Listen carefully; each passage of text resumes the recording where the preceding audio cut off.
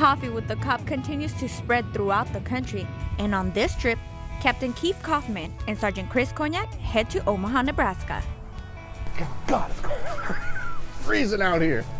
We are in Omaha, Nebraska for Coffee with the Cop. Captain Keith Kauffman and I. It is cold. How cold is it, Keith? 1? Maybe. It is like so cold that like everything is frozen, and it's not like Hawthorne. We'll just tell you that. This is the first Coffee with a Cop that I'm actually wearing long underwear to. I don't have like the jackets and things to wear. You appreciate the weather in our fine town.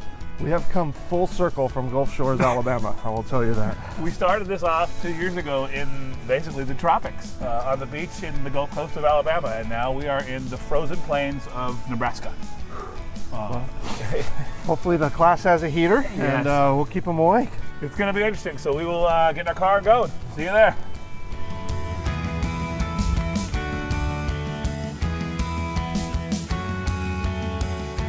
Oh man. This white stuff is called snow. Apparently they have a lot of it here. Damn, dude. It'll mess up my shoes. Dude, it's so cold. It's so cold. But it's cool. It's kind of different. I mean, it's like big sky, you know? Captain Kauffman and Sergeant Cognac head into the training facility to prepare for the class. You gotta love Omaha. Omaha has a sense of humor, so they're making these little calendars that are Coffee with a Cop, okay, and then it's bacon with a badge, and then it's fudge with a fuzz. These guys are hilarious. Nearly 50 law enforcement officers from Nebraska, Kansas, Iowa, Missouri, and South Dakota attended the 4-hour training to help bridge the gap between the community and police. We're from Los Angeles, California, south part of Los Angeles, city called Hawthorne. It's a small place, it's 6 square miles, but it has about 100,000 residents. We have about 100 cops, and it's a real busy little town. We were looking for a way to reconnect with our community. We have a lot of tension there, and we came up with Coffee with a Cop. Every one of your police departments is a brand, period, end of story. And treat it just like that. Your brand and you're a business. Your brand and your brand reputation is more important than pretty much anything ever. So many of the problems that come through are about that stupid couch that's on the curb or, you know, trash in an alley or something. And what we tell our cops to do, everybody that shows up at these events, when they say, what do we do? First we tell them, just talk and talk about anything. Second thing we tell them is, if an issue or a problem comes up and you have the ability, solve it right there. Today's workshop has given me the opportunity to see different aspects, the positives that can come from it, but also things that we can watch for to make sure that we do it the right way, not have our police officers in packs, and keep the interaction from getting too impersonal. You know, we want to get down to their level, one-on-one, be open, small talk, and enjoy the conversations and build that trust. You know, I thought, hey, this is really a no-brainer. What the heck are we having training for?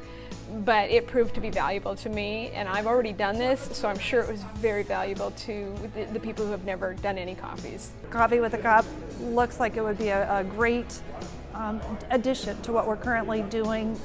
We do things like this, we just didn't have a title for it. We even came up with other things besides Coffee with a Cop. Our chief is Chief German, and so we wanted to do Juice with German. Now, if we went into a grade school and invite the kids to come in and talk. So we've been thinking about doing something like this, and now we've got a title for it. We'll come back and we'll implement this program, Coffee with a Cop, and try and expand on it. Do picnic with police or do playtime in the park, other activities we can do so we hit all diversities within our community so we can interact with multiple different ethnic groups, different groups, and everything like that. It's a great program, it's an easy program to do, and it gets huge benefits, so we're thrilled to be able to present the training. How do you think that went? That was good. I thought it was a good class. They get it. They were totally into it. I thought it was great. It's nice when they're like participating and, you know, asking questions, and you could tell they were super into it. You know, it's funny because when we started there, you know, we'd have 25, 30 people in class, and now there's 50 with a waiting list, and it's interesting to see the influence that, you know, our program has had, you know, worldwide now, you know. Well, it's also great to hear when you have like one chief. Look at that view. You have like one chief who is saying that he learned about it from other chiefs because he was at a conference, and so he, took time out of his schedule to come all the way down here to see the training, which is pretty cool. Yeah, it's amazing the footprint that our little city has made. Little Hawthorne has been impacting America, Canada, and Australia. Yeah, it's really part of our responsibility as a police agency to share what we know with the rest of the country, so that the things that we do affect people in a positive way. No, I agree, and I couldn't be happier. And to think that it all started at McDonald's on Rosecrans. It's amazing. Let's go freeze. If the door opens. Frozen tundra. Take care, sir. Bye. Thank you. Keith, let's get a selfie, dude. These are fun. Come on, you ready for a snow selfie? Where are you? That's awesome, dude.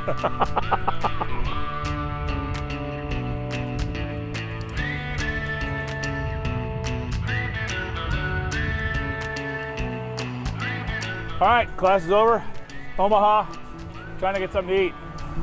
So every time we go to one of these cities, we try to go to the spot that's like the most homegrown. Where are the locals at? And they say the old marketplace here is the spot. So we're gonna walk around and see what we can find to eat. I guess nothing says Nebraska like sushi. Nobody's in there. Now, it's all you can eat made to order sushi. So I have to figure all you can eat versus sushi in Nebraska. I don't think I'm doing Mexican food in Nebraska. No, because any place called Eat the Worm It's just bad. not a place I want to be in. Hey, we have so much great Mexican food in Hawthorne. Why would I eat it in Omaha? I'm sure it's fine. Well, it's the same reason you won't eat sushi in Omaha.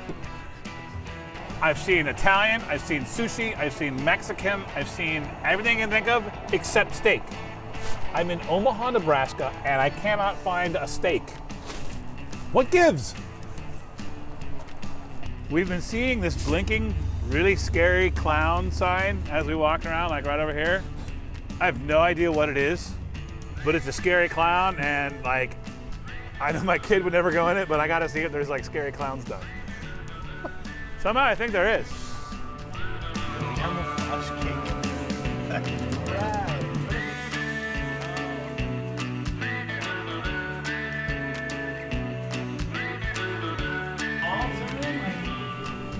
Is this the coolest thing ever? Like, if it hadn't been for the scary clown, we never would have found this awesome, like, diner in this old building with scary clowns. And they're having Pop with a Cop right here tomorrow, which is Coffee with a Cop, but for kids. Look at this dude, old school Snap-on. It's awesome. After venturing downtown, they finally head over to dinner. I think it's good. Yeah, it's pretty. I mean, I had some of the best corn soup I've had, and who would have thought in Nebraska? I think probably the best call was not eating the all-you-can-eat sushi, Well, the food actually tastes a lot better, too, because of the fact that I'm warmer now. Yeah, my feet are still cold, though. It's so cold, dude, that, like, my feet are frozen. Good day, though, man. Nice. Enjoy it. It's good time, and time for some grub. Absolutely. Man, was that good or what? That was good. That was some good food. I am tired. The time changes, for some reason, really getting me, man. It's amazing what 2 hours will do. Well, we should probably call it a night. Turn right. in. Early morning. Hit the Coffee with a Cop in the morning. All right, let's go hit the car, see if we can find it. Let's do it. The following morning, they arrive at McDonald's for the Coffee with the Cop event. The reason we're all here is to get out into the community, to be able to talk to people and answer any questions you might have, or if there's crime concerns, that we can address them and we can bring it, to the officers to make sure that we're ridding those issues from your neighborhoods. Morning, sir. How are you? Good. How you doing? Good. They're working on your order right now. I'll just give you your straw on one of these flyers. Some officers, like Michael Salcida, took a different approach by working the drive-thru and helping get the message across. What are your feelings on Omaha PD? I've got none. I have no interactions. Good. That's the best way. Serving some customers coffee with a cop. Enjoying the experience. Something a little different. It's going well. Luckily the board's clear right now, but I was busy there for a minute. Got a little nervous, but good staff back here. I make sure to tell my family, to my related family, to my friends, because they need to know about this. They need to know that the police is here to help us. If we work together, we're gonna minimize that distance between the corporation and the community and make it more friendly for us to live in Omaha. It started off a little bit slow, but it's picked up. We have a lot of Spanish-speaking community here, so it's great that Omaha is doing some outreach too. Some of the cops were a little shy, and sometimes they don't know what to talk about. So we just kind of had them just go talk. It's like you can talk about anything. And had an officer working the drive-through, that was great, and it's started into a nice little event. So few too many guys came, so we're going to boot some cops out, and then we're going to go to the next one. As this precinct hosted their event, another 3 events were also being hosted throughout Omaha at the same time. Well, it was my first experience with it, and the training was excellent yesterday, and then today we're doing a little bit of follow-up here actually with an event, and it had really good turnout, good conversations with the public, and it was pretty much shoulder to shoulder inside the restaurant there. I saw police officers interacting with the public, whether it was children or whether it was adults. Obviously, there were some detectives here talking with people. Sergeant Cognac and Captain Kauffman say their goal is that one day Coffee with the Cop will be a national event. It hasn't become a national event to the point that we want it yet. What we're looking for and ramping up to is consistency with the program across the U.S. so that we can have an actual national day. We would like to have a national Coffee with a Cop day. It goes to show you that you can do anything you put your mind to, and and that goes with anybody can do those things. If you believe in it, make it happen.